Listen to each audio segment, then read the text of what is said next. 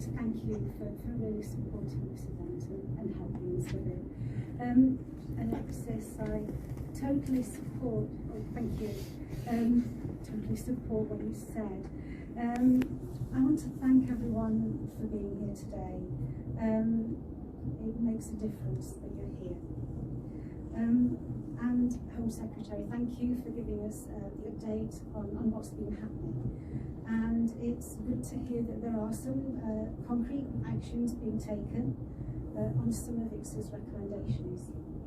Mandatory reporting, we've already mentioned, which is an essential measure to stop institutions failing to protect children from sexual abuse. The Online Safety Act is a massive achievement and holds the promise of meeting the ambition that it was launched with, to make the UK the safest place in the world to be online, and which will hopefully tackle the huge increase in online sexual abuse we're seeing year on year, 32% in the year 21 to 22.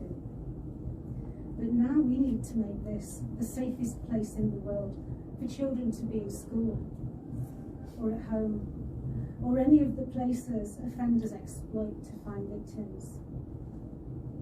The independent inquiry was world-leading in its scope and vision. The inclusion of the VSCP, the Victims and Survivors Consultative Panel, set it aside from other inquiries in its mission to ensure survivor lived experience informed its work. And more we recognise the vital insight and understanding that lived experience brings to academic or theoretical knowledge. Many thousands of survivors put their hearts and souls into giving evidence to the inquiry, providing testimonies of the harms they experienced and the trauma they continue to suffer. The impact of childhood sexual abuse on the child as they grow into adulthood is well recognised, and there is such power in hearing directly from survivors. And yes, the numbers are daunting, and you can see from the infographic produced for this event that since ICSA's final report was published in October 22, 133,000 children have been sexually abused or exploited. Now that's the reported figures, and we know that there is massive underreporting. Since the inquiry was launched in 2015, almost 1 million more children have suffered sexual abuse. There are 5 sexual offences in or near schools every day. Not every day.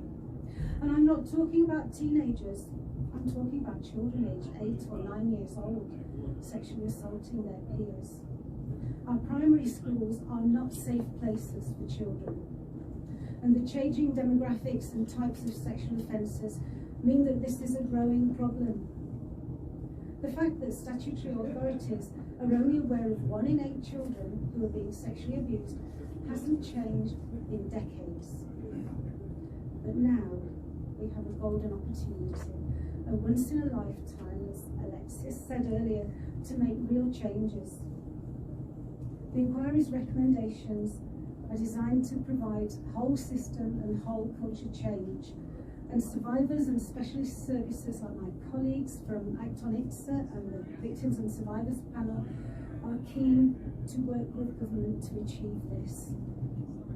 And it's good to hear from the Home Secretary some of the plans for moving forward with the recommendations.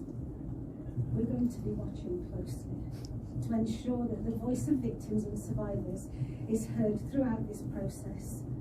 And we'll continue to offer our help to the government to understand the issues and to get this right. 2 recommendations that ICSA, Act on ICSA, and survivors believe would drive the changes needed are a National Child Protection Agency to provide a robust central framework for accountability, and a Minister for Child Protection to provide leadership across the board. Germany, by the way, has had an independent commissioner for childhood sexual abuse since 2010, whose office was made a permanent institution by the federal cabinet in 2018, and they've had a survivor council since 2015. Just saying. Finally, Please, we urge the government to implement ICSA's recommendations in full to better protect children from sexual abuse and ensure they have access to support. The courage that victims and survivors have shown in sharing their experiences deserves nothing less. 100%. Well done.